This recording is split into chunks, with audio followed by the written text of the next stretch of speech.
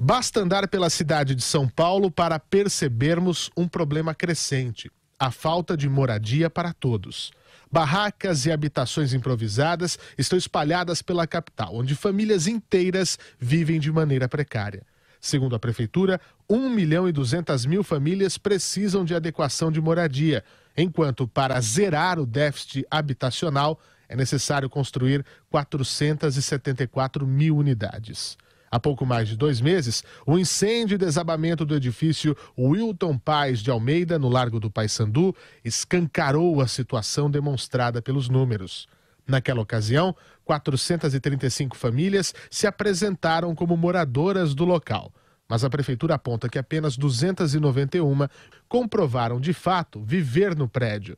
E delas, 260 receberam o benefício de R$ 400 como auxílio moradia emergencial.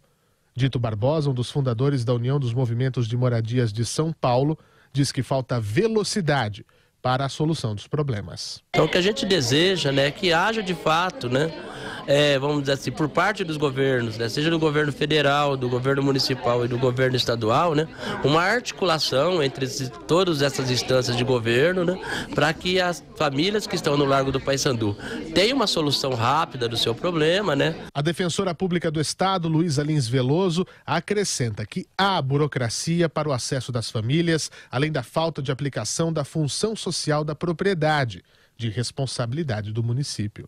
E a gente entende, então, que a Prefeitura, além de apresentar uma alternativa habitacional para as pessoas que estão no largo, ela deve aplicar a legislação e os instrumentos indutores da função social da propriedade em todos os imóveis da cidade de São Paulo.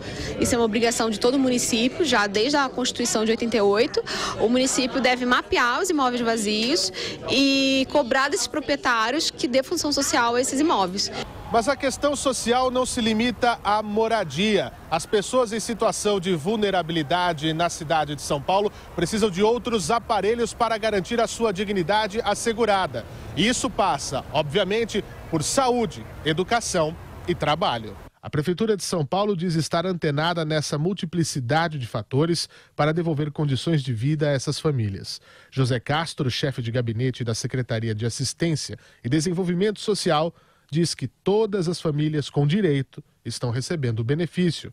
Para o gestor, o atendimento tem que ser adaptado para os diferentes perfis do público em vulnerabilidade. Existem centros de acolhida para adultos de um sexo só, existem serviços de acolhida para adultos de ambos os sexos, serviços de acolhida para a população LGBTI, centros de acolhida para famílias, centros de acolhida para mães solteiras com crianças. São várias ofertas customizadas. Segundo José Castro, há negociações com lideranças para fazer as ofertas de acolhimento e tirar as famílias remanescentes do Largo do Paissandu.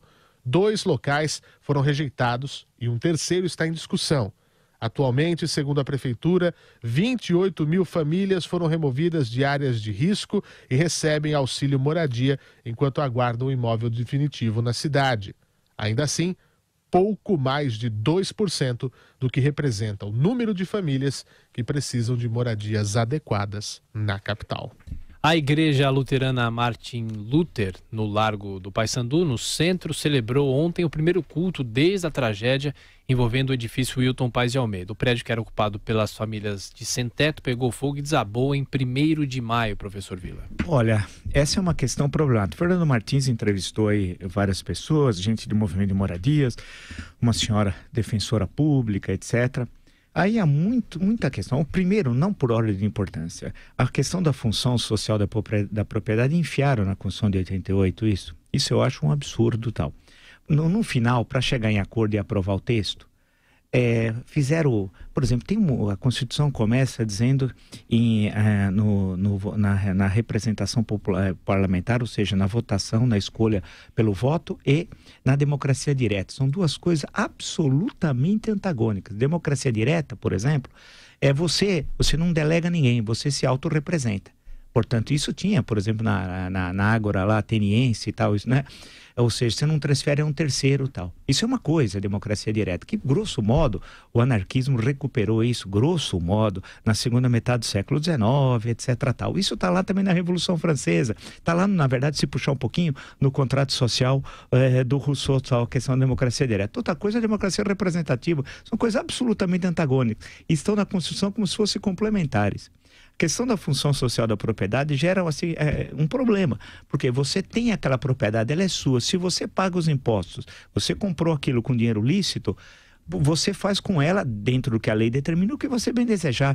No fundo, isso tem a ver com o decreto do dia 13 de março de 64, uma sexta-feira, o comício da Central, trágico comício da Central do Brasil, quando João Goulart veio com o decreto dos aluguéis, que é uma das coisas mais patéticas da história brasileira, em que determinava o valor do aluguel de casas com 1 cômodo, 2 cômodos, 3 cômodos, como se não tivesse localização, situação do imóvel, etc, que era um verdadeiro absurdo, feita por um sujeito chamado Abelardo Jurema, que era o ministro da Justiça, que fez o decreto numa boate, à noite, na Boate Sachas. Isso tudo eu digo no meu livro, Jango um Perfil, porque eu conheço as pessoas, quem estava lá hoje, a maior parte deles faleceram, evidentemente, tendo em vista que estamos falando de um fato de mais de 50 anos atrás e tal, mas é um absurdo o decreto dos aluguéis, que eu até discuto no meu livro e tal.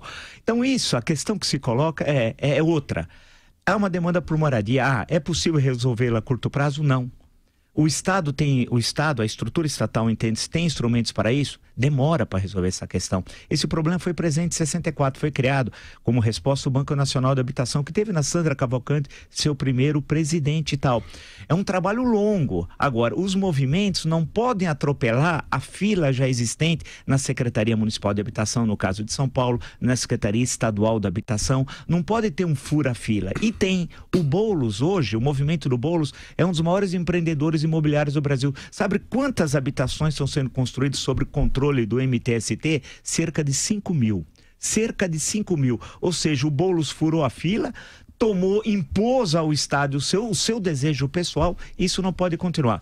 Por fim, a questão do Largo do Paissandu, não dá para continuar o que está acontecendo. É necessário a questão do aluguel, a questão em relação ao aluguel, que é a cada um dos que estão passando por aquela situação, há um aluguel subsidiado, eles não podem continuar ali. E o Sesc ali da rua 24 de maio, inaugurada há muito pouco tempo, hoje virou uma extensão do Largo Paissandu, dos moradores do Largo Paissandu, que não tem onde tomar banho, onde trocar de roupa, não tem nada. As condições sanitárias, nosso ouvinte, um médico, detalhou tudo isso, são lamentáveis. Agora é necessária uma ação da prefeitura imediata. Imediata não é no sentido do higienismo, quando iria um certo periódico paulista, nada disso.